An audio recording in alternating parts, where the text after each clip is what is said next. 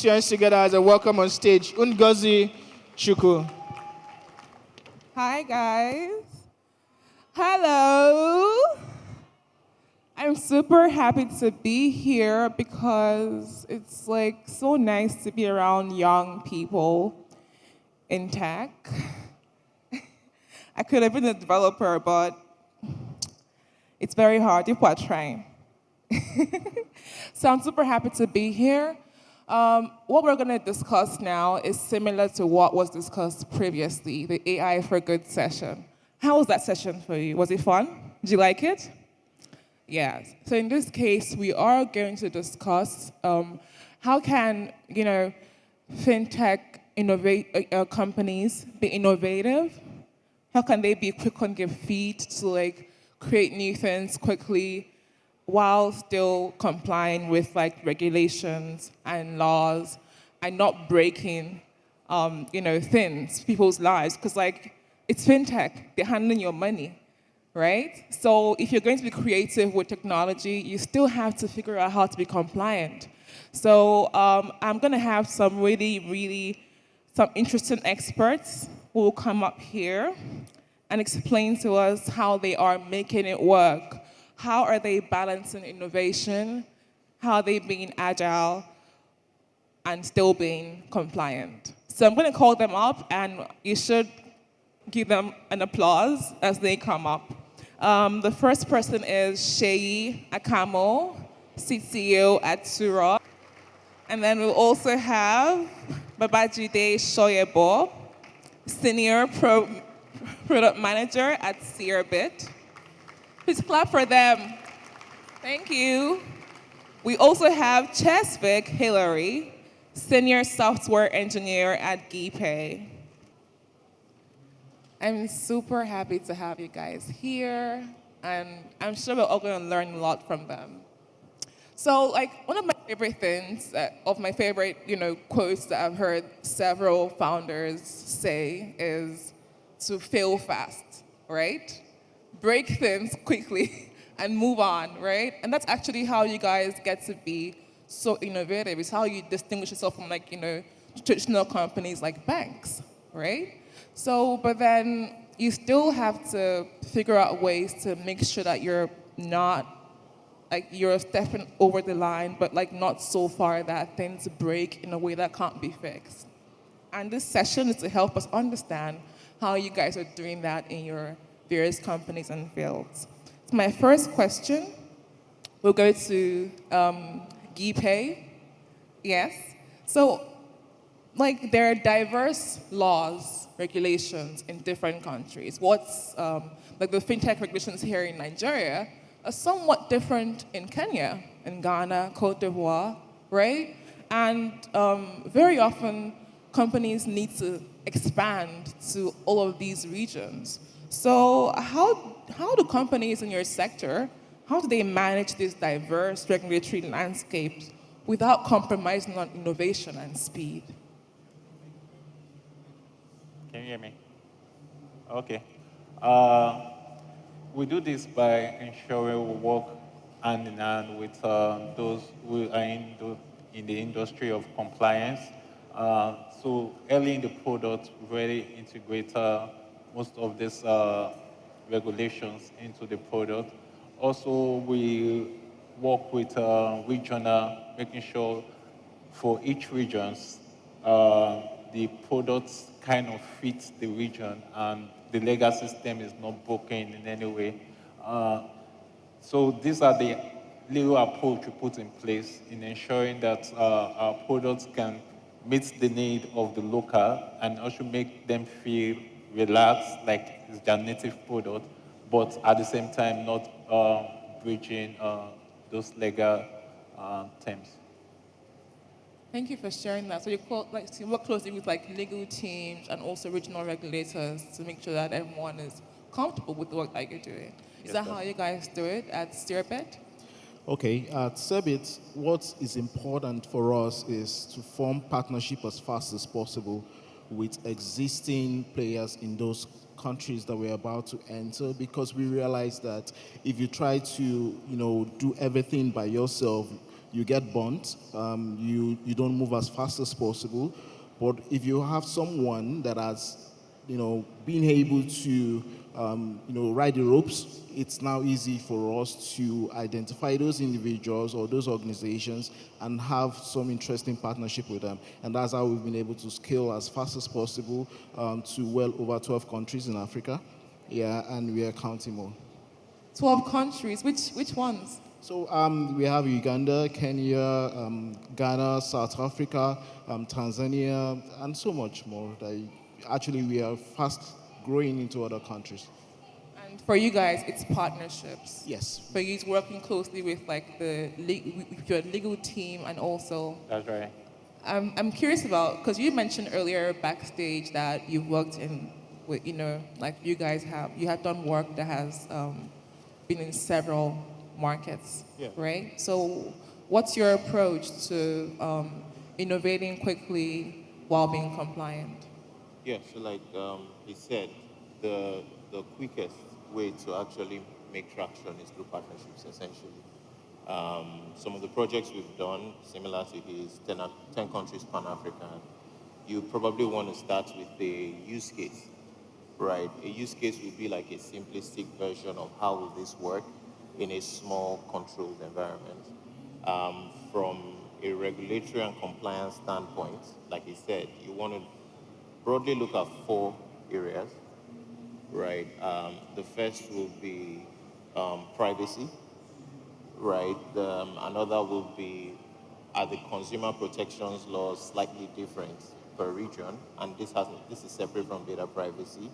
Another area will be, because you are an entity, you want to see what are the tax and what are the tax implications for you, either on a per transaction or on an income tax basis or whatever, VAT. So you want to look at that as well. And then I said that the easiest way to go about this, like he said, is to leverage partnerships. But as you're doing that, you also want to look at like 4 areas, at least 4 areas, right? Because they change per country. And I talked about the first being the area of data privacy, right? That's been gathering a lot of attention. So where do you store data? What do you do with your data? How do you do your data? So anonymization and the rest. The second you want to look at is around the general consumer protection laws as well, because there are things outside of data that changes from country to country, and you don't want to be caught flat-footed in that side. I also mentioned that because you're an entity playing in different regions, you want to understand what are the tax implications there as a business owner or as someone building for businesses, which is usually our own use case. So you want to be very clear on those tax implications. And then the final thing I mentioned was, because this is tied to like remittance, cross-border payments, you want to be very, very, you want to be on top of your game with AML, which is anti-money laundering policies. There's a lot of documentation on that. So I would say it's really a cross between what both of them said. The lowest hanging fruit is really to work with organizations, financial institutions there. But even if you are doing that, you still want to work with experts, especially in those domains, and have your eye on the ball, essentially. Yeah. He says have your eye on the ball, but I feel like we can all agree with me that after hearing them, right, it's a lot of work. And you're mostly developers, aren't you? Are you developers? If you are a developer, Flutter, whichever, which ones? Are you developers, you guys? Yeah. So you're doing a lot of work right now, creating software, and then if you now have to be compliant, it's all legal stuff, right? It's mostly legal stuff, anti-money laundering policies, what regulations vary in different regions, right? So I'm wondering now, what do you think that programs like communities like the GDG can do to help software developers to stay up to date with like the really important things they have to consider to ensure that they're being compliant while creating all this cool stuff? Right? So what do you think that people like GDG can do to support developers to stay up to date with the compliance that they need to be aware of in different regions, and also, with regards to like whatever they're working on, personally or for other companies. Okay, thank you for that.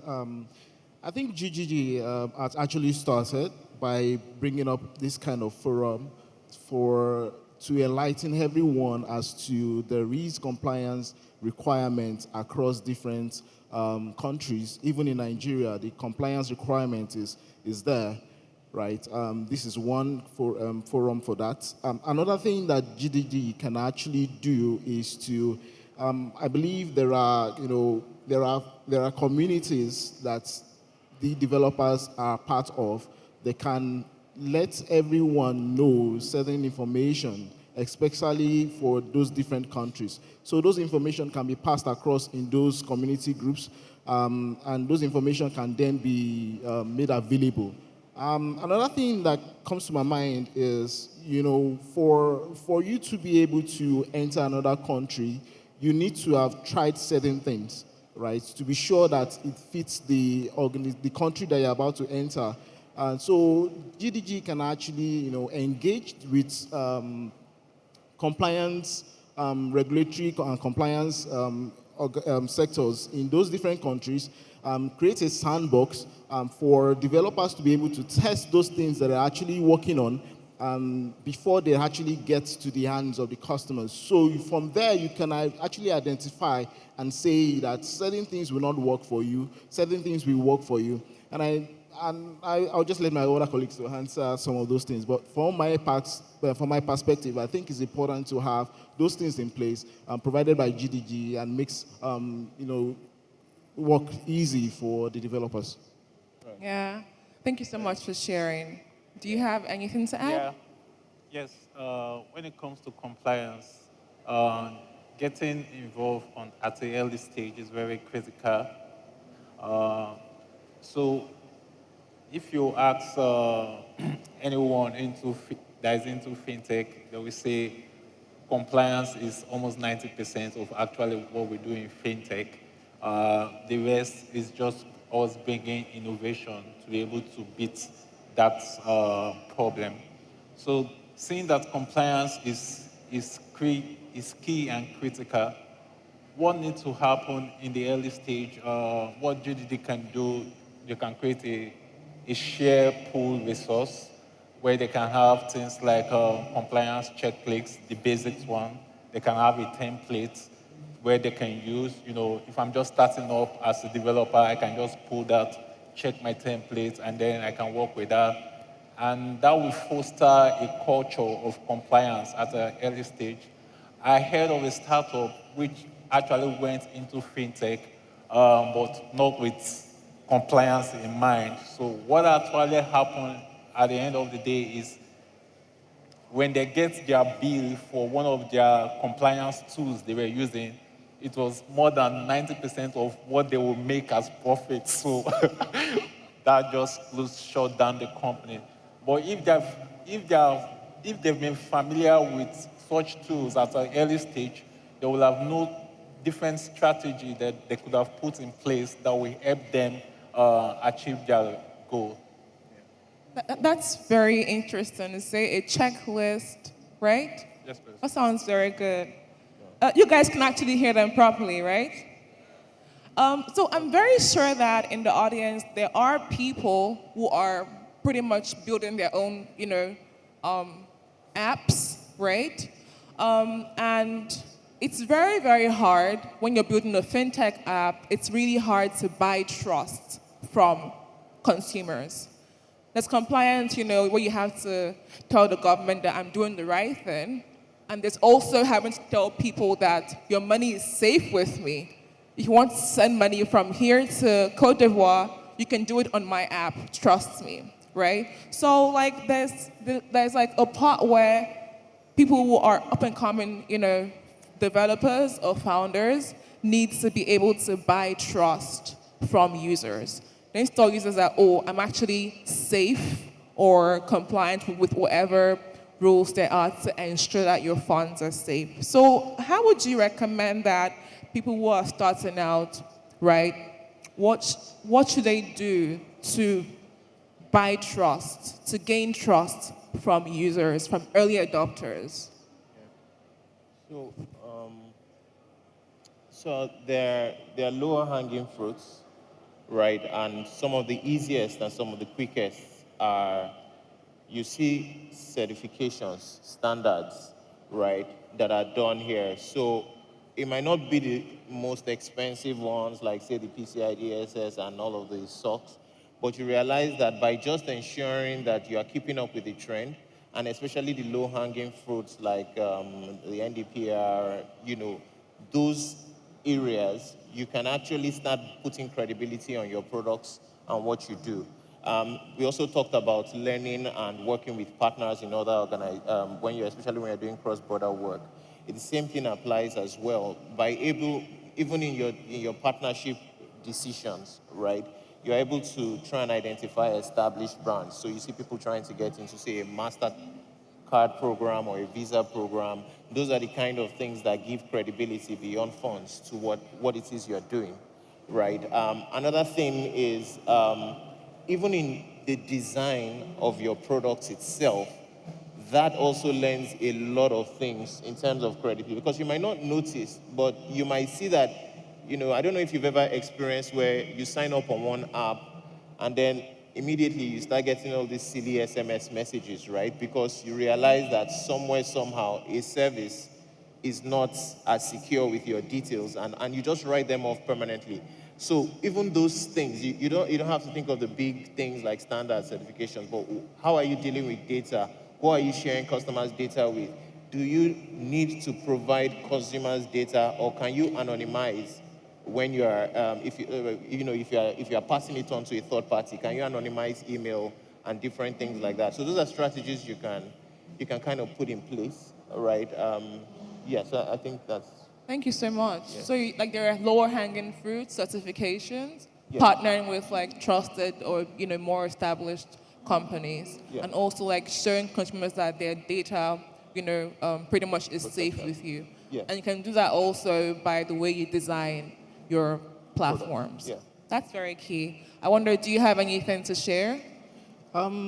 Pretty much the same thing as my colleague has said.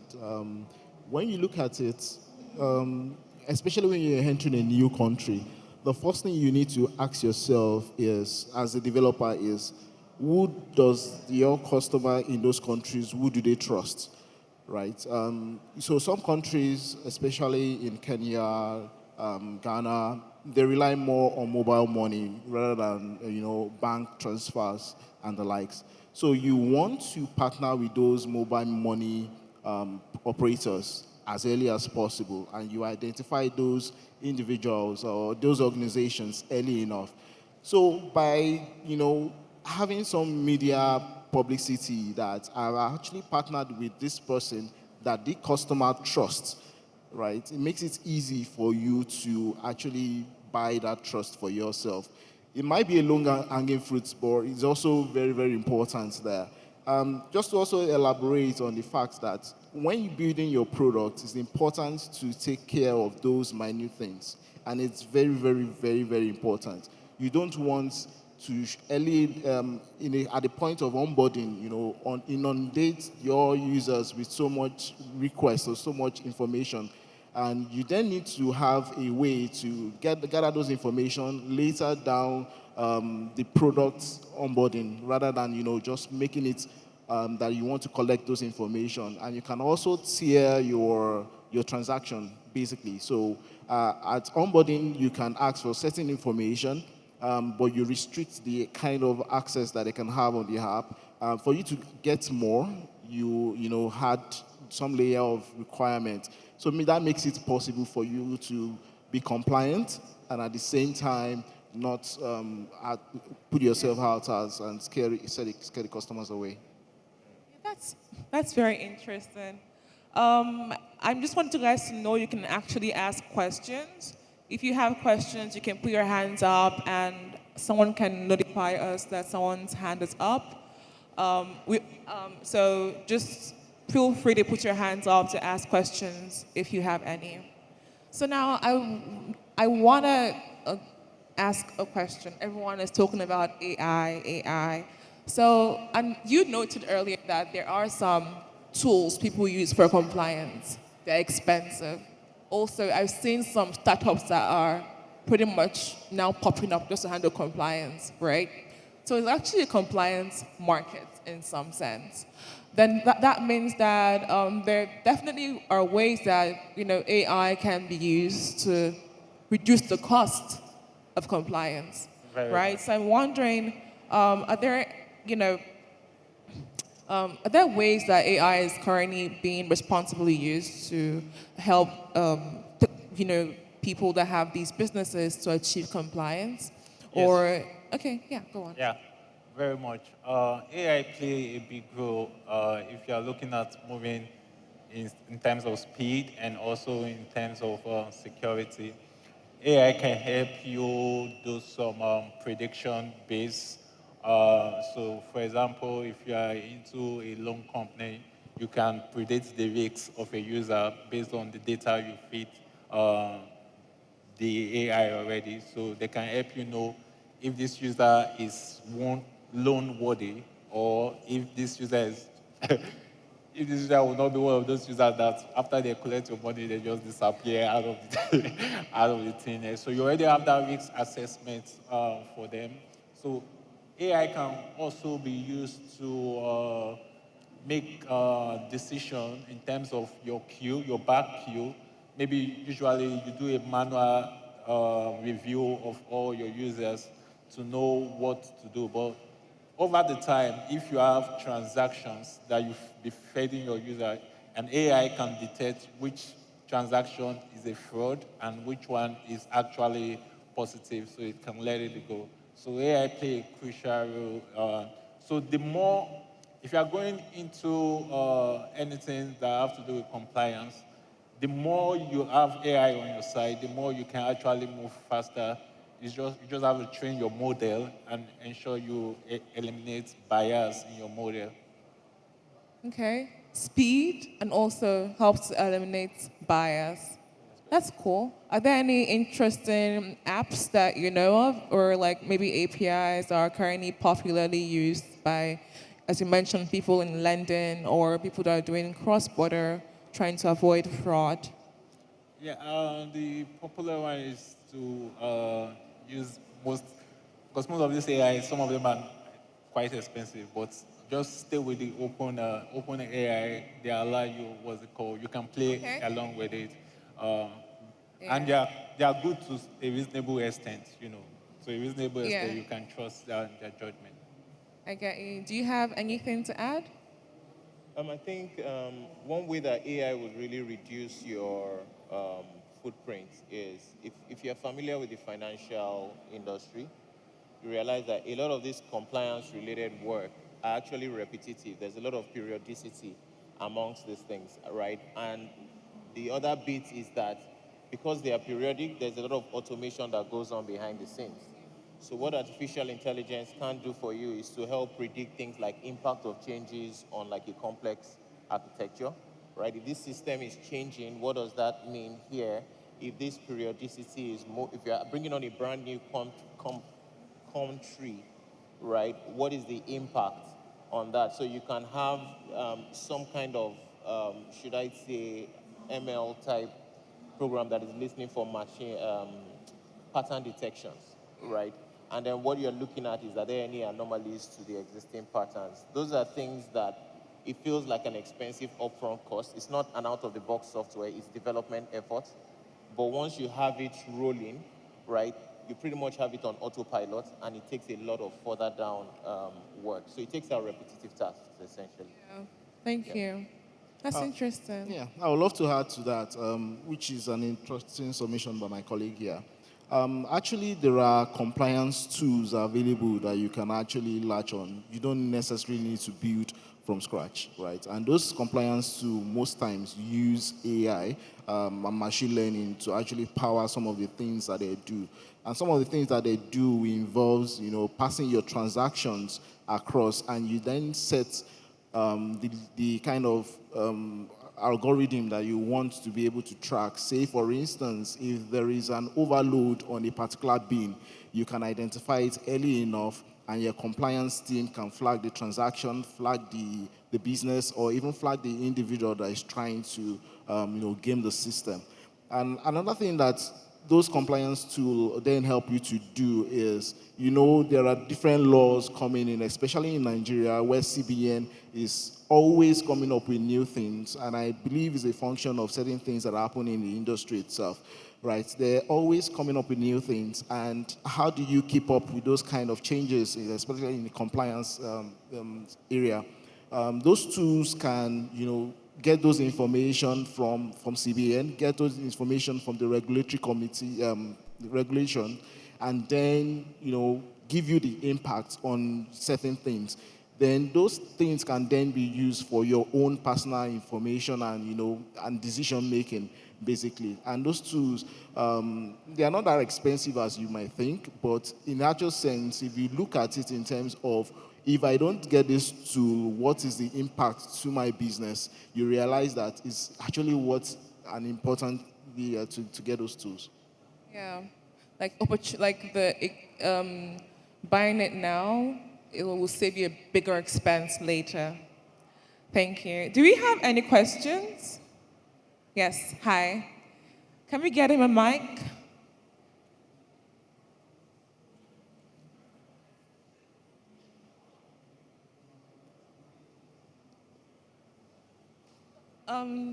Okay. Then you're next. Okay, so my name is Johnson and I'm a developer. So my question goes thus, yeah? In the fintech, I want to ask, is the fintech market oversaturated? That's my first question. And what features or key selling points could help a new fintech stand out? Additionally, how much market share could a new fintech capture? And lastly, considering that the big boys are already capturing majority of the market shares, that's like the Money Points, OP, and the Pampies. That's my question. Thank you. Okay. I think he asked 4 questions. Did you get all of them? So is the market saturated? Is the fintech market saturated? What Features or key selling points could a new player fintech startup have to stand out? exactly? Yeah. Okay, I was of that same opinion some 3 or 4 years ago. Is the fintech market saturated? My answer then was yes. But over time, I began to realize that it's not actually saturated because number one, the banking, I call it the ability for users to actually have they're unbanked basically are still there.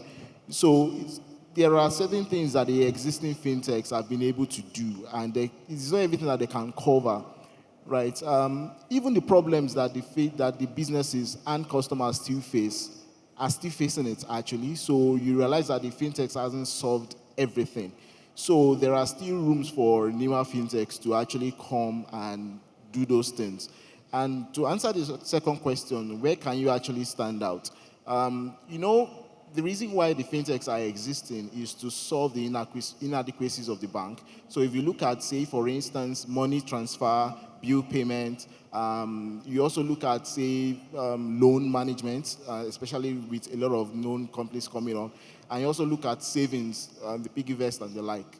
There are other things that the banks are still doing. Say, for instance, how do you manage the regulatory that I just mentioned? Although there are apps that are solving those problems, but you realize that they are not catering for everything. So it's just for you to understand and go to the market, realize certain things that the existing big boys cannot actually fully solve. And because of their big, they might be agile, but they're not agile enough to be able to quickly catch on to those things. And those are the things that you actually should watch out for. And before those big boys get to that level, you've cleared out your market, build your strategy around it, and lock the market, making it hard for others to come in. Thank you. Was that a good answer for you? Great. Our next question? Yes.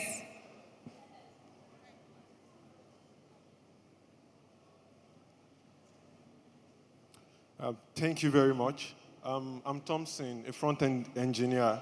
So my question is not limited to fintech startup. My question is related to every product that has to do with data collection and financial processes. So this is it. How do you become aware of or learn about the rules and regulations governing data privacy, financial compliance, and related matters? All right. So there are organizations that actually take that as a business, as a service, right? So a low-hanging fruit will be to work with systems or people that have that because it's actually quite wide, and then you keep on seeing memos and circulars either from central banks coming out. But there are organizations that do that. That's if you want to do something head-on. But I think he mentioned when he was answering the question of how can GGG be a part of this, I think, like he said, education and awareness is very important. In settings like this, you could have, and it could be feedback for the team, you could have scenarios where these laws can be broken down, not necessarily to the technical detail, but enough for a product designer or developer to know what should he be looking out for and what should he be solving. So I think that just putting out those kind of articles, and it's not necessarily a GDD thing. If you're a blogger or if you're a technical writer, you could actually take that as a domain area and carve a niche for yourself, which is translating technical documents into simple strategies that inform product design, development, and the rest. So I think that a combination of those two will help, yeah. Does that work for you? Do we have more questions? Okay, let's go with, hello? Let's go with him, then we'll go over there. Put his hands up first. All right. Hi, my name is Tomoa. I'm a front-end dev and a UI UX designer. So you made mention about trust. I think that was like earlier in the discussion. So I wanted to ask, how do you build trust? Like you are the dev in the middle. You are going to the AI to use it. Then you have the user you're returning back to. So how do you build that trust, like with the user and like you're telling the user that you're using this to get this. Like how do you build that trust with them? You mean as a developer or as a business? No, I think as a developer. Okay. Do you want? I didn't get the question. Okay, so as a front end as a developer, how do you build or negotiate trust with the users? That's how do you build trust? I was thinking the trust should go to the end user. The trust now for you as a developer. You're the one building the product, but you want your end users to trust your product, right? Yeah. Yeah. Okay. Basically, your user experience is key in building trust for your users. So, because experience is the hardest teacher. For example, I tried to use your application and I had a bad experience. No matter what anybody is going to tell me, it's going to take special grace for me to come back. So, before shipping out your product, you want to ensure you have quality testing. Have a team that does a quality work in testing before shipping out. No matter how the pressure is coming from CEO or whatever, ensure that you are shipping out a quality product which is well tested. Another thing you can do around building trust is having a robust support system. It's okay for me to have my money with you. But I want to be able to know that at any point in time, I can talk to someone about your product and then they respond. It's not like, I don't know what happened to my money I transferred and then 2 days, I can't contact anybody. That one is it. Users will just, so you have a robust and a support system that responds fast to users' query. Sometimes those challenges are not necessarily has to do with the product. It's actually maybe a knowledge gap in the user's part. But they don't care. They just start ranting. So when they start ranting like that, you should have a team that respond and provide clarity. That way, you always have that trust from your end users. So you get him, right? Great. Our other question. Hi.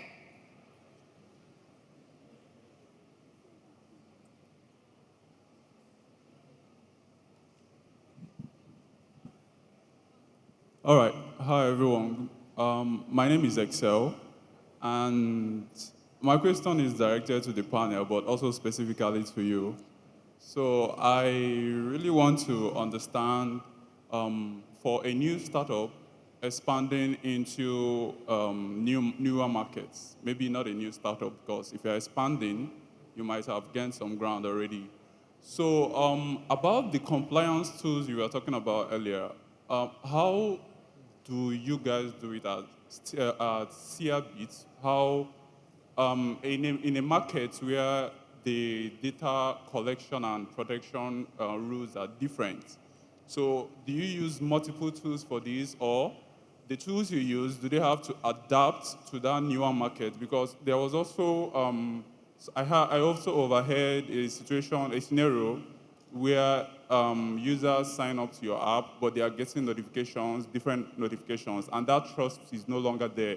So how do you do it so that in a market where you are supposed to collect this amount of data, you're not collecting everything generally, and just collecting just the data that is needed and feeding them to whatever is needed for compliance purposes in question? Okay, yeah, thanks. That is pretty some of the things that we've actually done, that we built into the application itself. So we made it a modular application, meaning that it's from the back end, I can set that as I'm adding a new country as part of my expansion plan, these are the KYC that I need to be able to get from those countries. And that is based on we product guys going to the market, understanding what is expected to be collected in terms with relations to compliance, and going to the back end and set it there. It's not something that is hard-coded anyway. It's now something that is just based on setting. That makes our scale and fast and speed possible, because all you just need is just to add this information is required, that information is required, and so forth. Another thing that we then did was to, as much as possible, we integrate to some of those KYC providers in those countries. For instance, in Nigeria, you need to submit your NIN and BVN. We try as much as possible to verify it with those connections that we have, like we Verify Me and the likes. We also get those partners across in those different countries to make those verification easy for us. One thing we then do, which is related to your first question, is to, as much as possible, the tool that we actually got, we need to be sure that the provider of those tools are also thinking in line of our expansions too. So it's not just sourcing for any compliance tool like that. We had to do a serious due diligence to identify that this tool is in 5 countries, but they are anticipating to go to other countries. So we are willing to work with you because we are thinking in the same direction as we are thinking. You are able to expand to other countries, and that's why we're able to choose that tool, the tool that we currently use. So it's all about understanding exactly what the customer needs, and using your business and technology to be able to cater for those stuff. Did I answer your question?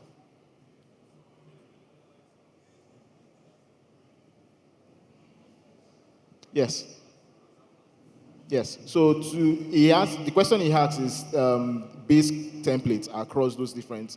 Yes, we have base templates, but at the same time, as much as possible, when there are new countries, we try to do just configuration. Basically, it's just configuration, right? At our end, to say that adding a new country, these are the KYC requirements. These are the information that we need to get from the customer or from the business that we are setting up. Basically. Thank you so much for that robust response. Did you guys have fun? Did you have fun? Then please give my speakers a round of applause. Very loud.